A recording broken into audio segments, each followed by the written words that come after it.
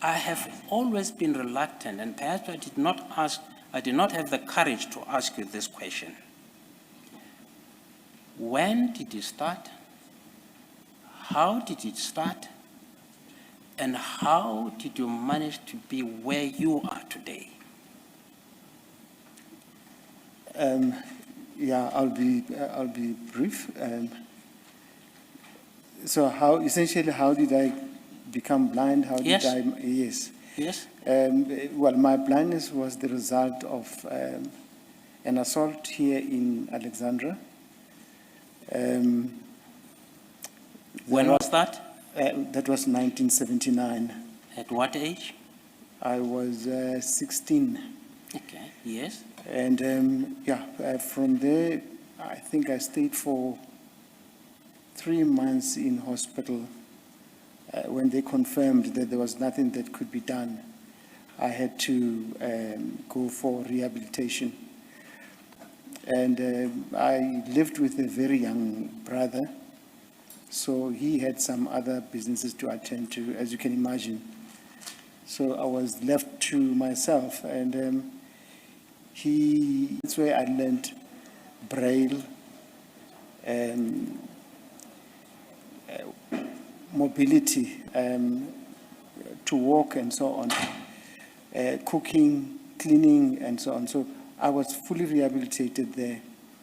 And a year later, I went back to the same school, the same high school where I was when I went blind, which is Alexander High School. So went up to matric, and then applied to vets.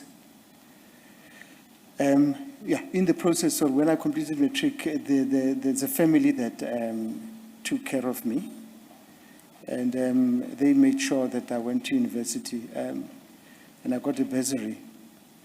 So I did from 83 to 85, it was my BA, 86 to 88 LLB. And then Record time? Record time, yes. No, I did not delay. So thereafter, I served articles with Edward Nathan. It was Edward Nathan Friedland then. I think now it's called ENS. Shortly thereafter, I then, in 1991, I became what was referred to as a PA then, professional assistant.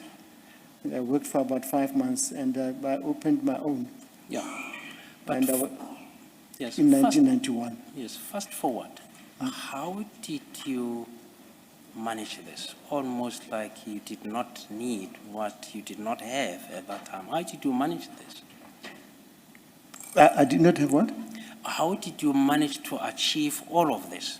Look, at university then, we obviously didn't have computers, but literally each lecturer would stand in front there and ask students to volunteer to read material onto a tape.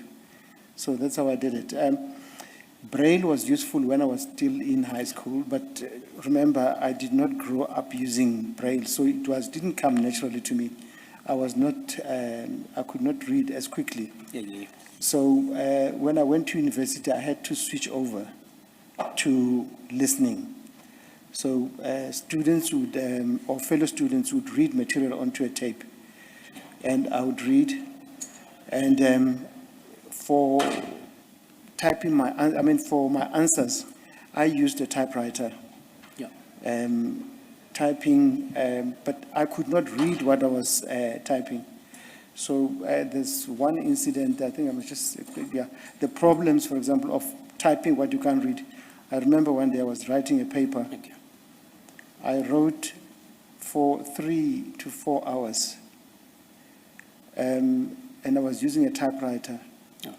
At the end, when the invigilator came, I've put a stack of papers which I thought were my answers. They were empty. Okay. And how do you currently manage to deal sometimes with voluminous matters before you? How do you manage that?